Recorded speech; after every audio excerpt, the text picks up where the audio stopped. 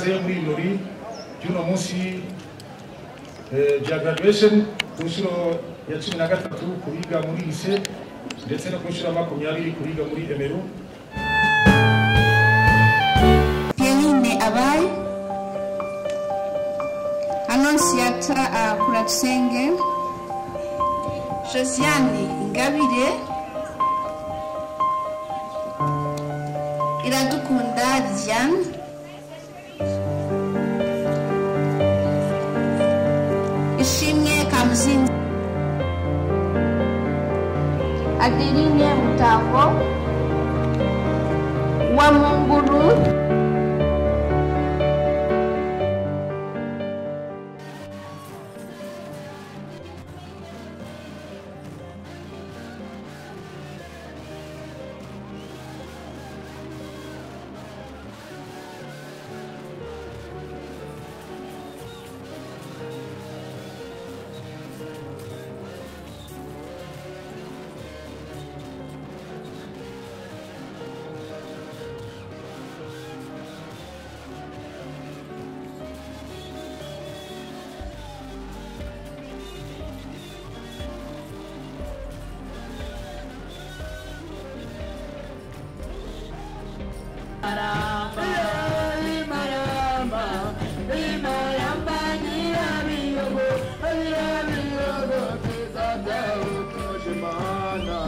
abanigaga bijyanye no guteka, bijyanye n'amahoteli n'ubukerarugendo.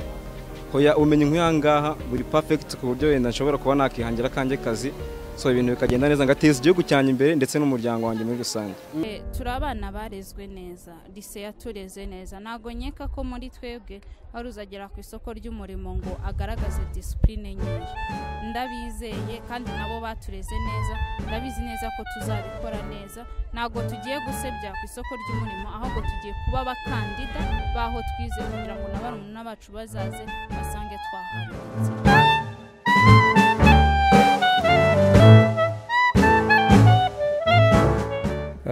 Nibyishimo kuko bagiye ku isoko ry'umurimo, cyane ko bose barangije Tvet, barangije hairdressing, barangije fashion design, uniko yitwa air tailoring, barangije culinary art, ubutetsi, barangije mechanical automobile, barangije ubwubatsi. Kuri societe nyarwanda rero habonetse abakozi kandi ari n'abazahanga umurimo muri bo bagatanga akazi, kuko ntago biga gusa bakaza gubiga nabo kugahanga. Ikintu cy'uko umwana bananiwe andi masomo yuko arujya muri Tvet ntabwo ari cyo, uretse ko ujye nk'umurezi bimaze igihe ko arubivuze, maze imyaka 20 n'ibindi umurezi nta mwana w'umuskubaho. Uri ufasha abana babanyuma mu gihugu usko bashyira hamwe, habonekamo wa mbere n'uwanyuma, kandi uwa mbere agira 90 nk'abandi, ahubwo habamo kwitahitamo neza ibyo ashoboye cyangwa se kutitabwaho, akaba afite ibikomere runaka bimubuza kwiga, ariko uriya nta mwana w'umuskubaho.